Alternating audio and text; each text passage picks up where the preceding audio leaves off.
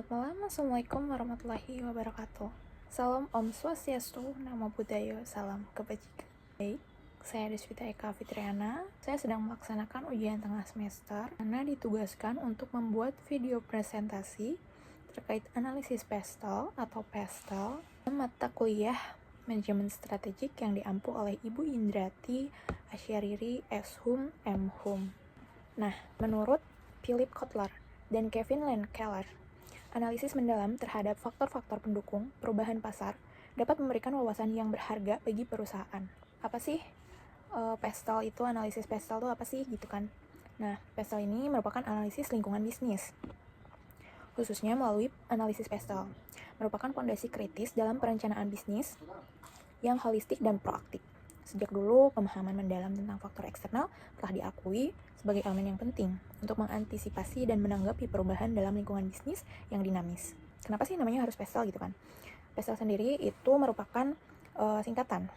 Ada PESTLE, yang mana P itu political atau politik, E economic atau ekonomi, S-nya social atau sosial, technological atau teknologi, legal, hukum, dan E terakhir itu environmental atau lingkungan. Langsung saja lanjut ke political. Political atau elemen politik merupakan dimensi kunci dalam analisis pestel yang mencakup kebijakan pemerintah, stabilitas politik, regulasi bisnis, dan hubungan internasional. Sebagai pendorong utama dalam bentuk lingkungan bisnis, faktor politik dapat memiliki dampak signifikan pada operasi perusahaan. Kebijakan pemerintah, perubahan regulasi, dan stabilitas politik mempengaruhi prospek bisnis dan menciptakan tantangan atau peluang baru. Jadi politik itu sangat penting ya dalam bisnis, karena kita masuknya adalah negara yang berpolitik, yang mana setiap halnya pasti disangkut pautkan dengan politik, dan jika kita tidak menggunakan politik, kayaknya susah untuk bersaing atau mencari hal-hal baru tuh kayaknya susah, sulit gitu. Di sini ada ekonomi atau elemen ekonomi. Dalam pestel itu mengeksplorasi berbagai aspek yang mempengaruhi perusahaan terkait kondisi ekonomi. Analisis ekonomi ini memusatkan perhatian pada perubahan harga minyak, suku bunga, inflasi, dan pertumbuhan ekonomi sebagai faktor utama. Identifikasi dan pemahaman dinamika dalam aspek-aspek ini memungkinkan perusahaan untuk meramalkan dampaknya terhadap permintaan pasar dan biaya operasional. Selanjutnya S atau sosial atau elemen sosial menggali dimensi-dimensi permainan peran kunci dalam membentuk identitas dan preferensi suatu masyarakat. Dalam analisis sosial, fokus utamanya adalah demografi, tren sosial, nilai budaya, dan perilaku konsumen. Pemahaman dinamika sosial ini memungkinkan perusahaan untuk mengadaptasi strategi mereka agar dapat menciptakan produk atau layanan yang relevan dengan masyarakat yang mereka layani. Jadi namanya bisnis, kita harus tahu gimana sih caranya kita memenuhi kebutuhan dan keinginan para pelanggan. Yang mana kita bisa mikirin nih, produk atau layanan apa sih yang bisa laku di zaman sekarang, di sosial ini, di masyarakat ini, di segmen ini. Di sini ada technological atau elemen teknologi. Nah, di sini mencakup evaluasi terhadap kemajuan teknologi, inovasi, dan tingkat adopsi teknologi dalam industri. Elemen ini juga menjadi kunci untuk memahami peran teknologi dalam membentuk lingkungan bisnis dan memastikan keberlanjutan, serta daya saing perusahaan dalam era yang terus berkembang. Kenapa sih memastikan keberlanjutan? Karena kita hidup di zaman yang nggak pasti juga ya. Terus teknologi makin kesini makin maju dan berkembang. Bukan teknologi yang ngikutin kita, tapi kita yang ngikutin teknologi. Mungkin dari platform kita bisa menjual barang, mengafiliasi barang. Selanjutnya ada environmental atau elemen lingkungan. Elemen ini melibatkan evaluasi dampak operasi bisnis terhadap lingkungan dan tanggung jawab sosial perusahaan. Analisis lingkungan menjadi semakin penting seiring dengan meningkatnya kesadaran akan isu-isu lingkungan yang berkelanjutan. Nah, melalui pemahaman yang mendalam juga, perusahaan dapat merancang praktik bisnis yang lebih berkelanjutan dan bertanggung jawab. Hal ini mencakup pemakaian sumber daya alam, emisi, dan dampak lingkungan lainnya. Lalu yang terakhir ada legal. Nah, legal ini berarti hukum ya. Hukum dalam bisnis itu seperti apa sih? Seperti halnya hukum ketenagakerjaan, peraturan perdagangan yang mempengaruhi operasi bisnis perusahaan, ya seperti itu. Pemahaman terhadap faktor hukum ini menjadi esensi dalam mengelola risiko hukum dan memastikan kepatuhan terhadap regulasi yang mengelola risiko dalam kepatuhan regulasi yang berlaku. Regulasi ini mengatur operasi sektor bisnis dan analisis hukum yang akan menjadi suatu strategi sesuai, menghindari sanksi, dan menjaga reputasi. Nah, selanjutnya ada implementasi analisis pestel dalam perencanaan bisnis.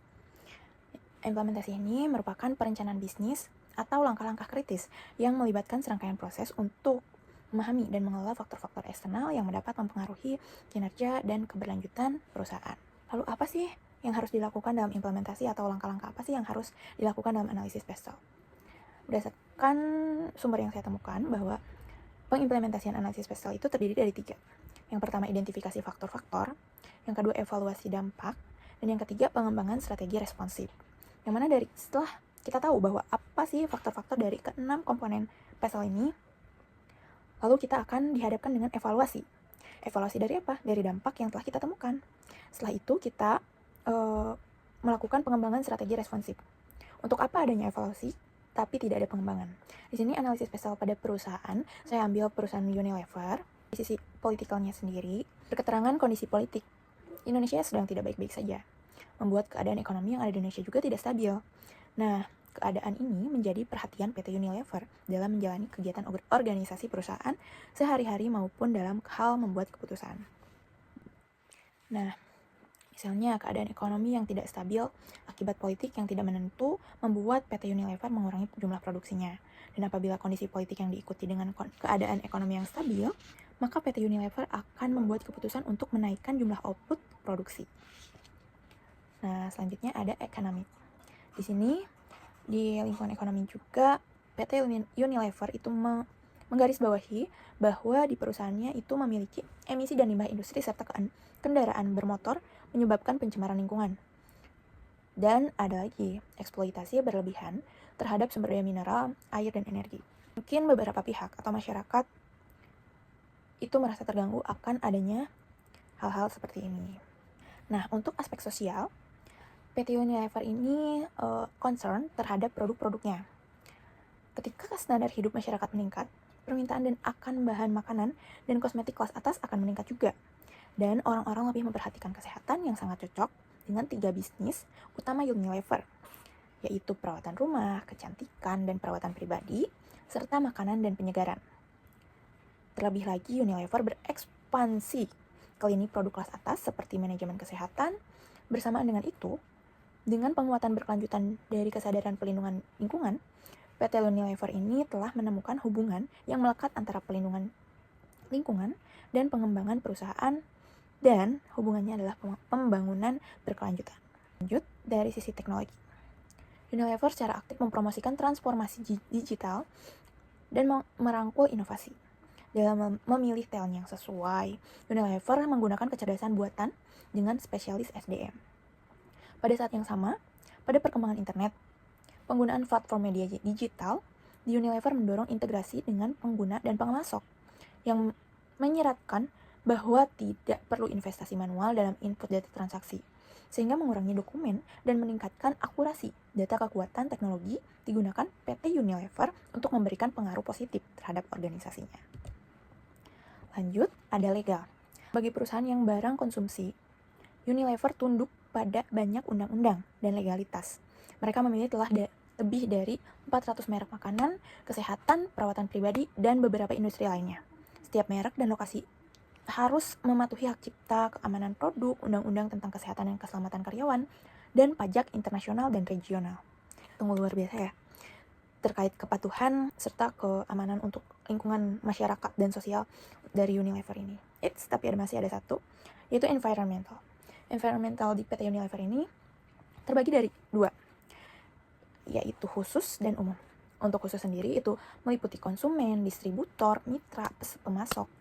Dan untuk umum itu sangat umum atau general, bisa dijangkau oleh kita, masyarakat, ataupun beberapa bagian dari stakeholdernya, dari eksternal, internal, seperti itu.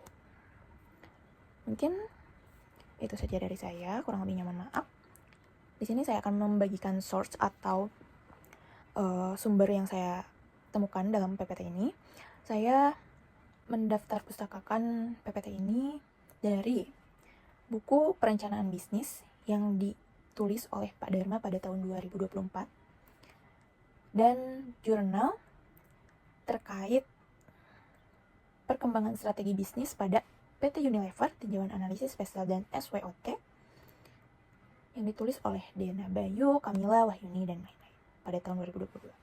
Sekian dari saya, kurang lebihnya mohon maaf. Wassalamualaikum warahmatullahi wabarakatuh.